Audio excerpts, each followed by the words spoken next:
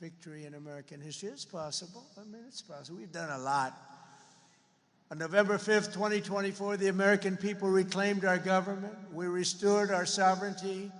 We lost a little bit of sovereignty last night in New York, but we'll take care of it. Don't worry about it.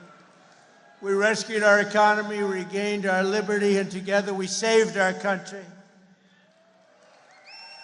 On that magnificent night, 365 days ago, you know, I was with a group of very important people, and they say, think of it, last week, just last week, 6 days ago, 7 days ago, they said, you were campaigning 1 year ago. I said, no, it felt like I've been in this position for so long. And it's right. At that point, 1 year ago, I was actually campaigning. We did the McDonald's shot. Remember the McDonald's shot? We did the garbage truck shot. And actually, the McDonald's one was the biggest hit in the history of Google. Can you believe that? Number one, the garbage truck did well, but not as well.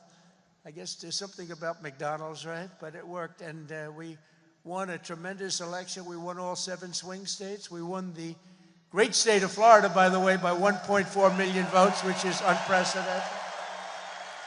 Biggest victory ever in Florida, including an 11-point victory right here in a place called Miami-Dade County. We won the popular vote for the first time of any Republican in many decades. We won the Electoral College 312 to 226. And we won 86% of the counties in America. That's a big one. 2,700 to 525. I'd say that's called a landslide, right? We got more votes from African Americans than any Republican candidate in history. We also won a record share of votes from the incredible Hispanic American community. There might be a couple of us left. Biggest vote in history. And above all, we won a resounding mandate to make America great again, which is what we're doing.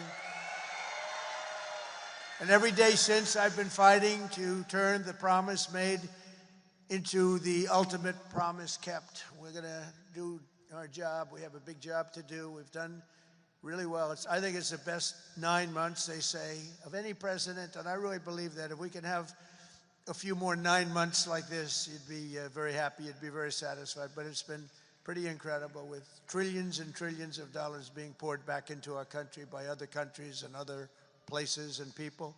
1 year ago, we were a dead country. Now we're a country that's considered the hottest country anywhere in the world. It's the hottest country. We are now in the hottest country anywhere in the world.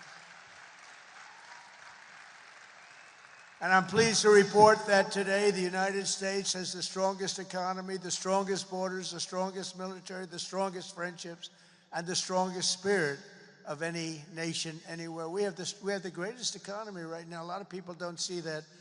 But if you look at what's happening with all the factories, AI, auto plants all over the country being built, that if you would have thought about that 2 or 3 years ago, you would have said it was the opposite. They were all leaving. Now they're all coming in. They're all coming back and then some. And I think that we can honestly say, and I think you're going to see it even more so over the next 12 months, that this is the golden age of America. This is the golden age.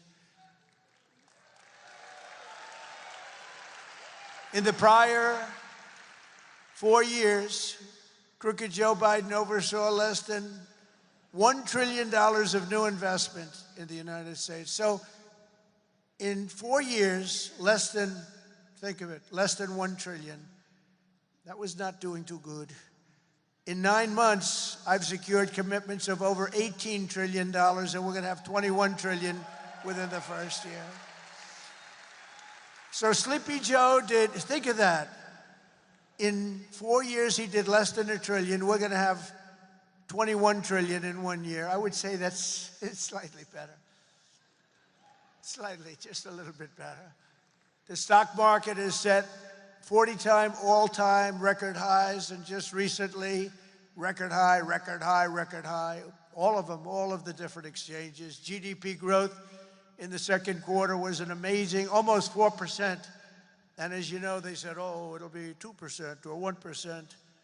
And it's been really helped a lot by the tariffs. It's been really helped incredibly, because this is really a transition period. We went from a horrible, failed country to a tremendous success. It's a transition, and yet we did almost 4%, triple and even quadruple almost every other country anywhere in the world. Think of that. In the third quarter, we're on track to achieve an estimated 4.2, maybe more, who knows. I think if you go a couple of years out, you're going to see numbers like you've never seen, because all of these places that are now under construction, they're being built, they're going to be open, and thousands of jobs, hundreds of thousands of jobs are coming in, even building them. But when they open, that's when you're really going to see the numbers. We're building some of the biggest buildings ever built anywhere in the world. The AI buildings, you know, they can cover, they show displays of them. They can cover the island of Manhattan. They're so big. They literally can cover the island of Manhattan. In 9 months, we've lifted over 600,000 Americans off of food stamps, which is a record.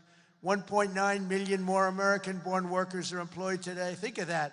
Almost 2 million American-born workers are employed today, more than when I took office. That's 9 months ago. Can you imagine that? And I tell Republicans, if you want to win elections, you got to talk about these facts, you know. It's really easy to win elections when you talk about the facts. And we have more people working now than at any time in the history of our country. Right now, we have more people working. These are things you have to talk about. It doesn't just happen. You got to tell them. It's wonderful to do them, but if people don't talk about them, then you can do not so well in elections. Wages for workers are rising at the fastest pace in over 60 years. Those are workers, and that's what we love. We love the workers. Since I took office, wages for the typical factory worker are up $1,300. Construction workers' pay is up $2,200, and miners are up nearly $5,000 this year alone. And that's good, because it's not, you know, such an extra cost to the company. It really isn't. Somebody would say, oh, what's going to cost more? The fact is that they're doing such business like they've never done. You're going to start seeing numbers coming out very soon that are going to blow your mind. Under Biden, we had the worst inflation in modern history. We had inflation that was so bad, costing the typical family about $33,000 over a period of time. Their policies send food prices up 23. They come in, you know, when I first came in, I was in for 3 days, and one of the fake news members, they're all back.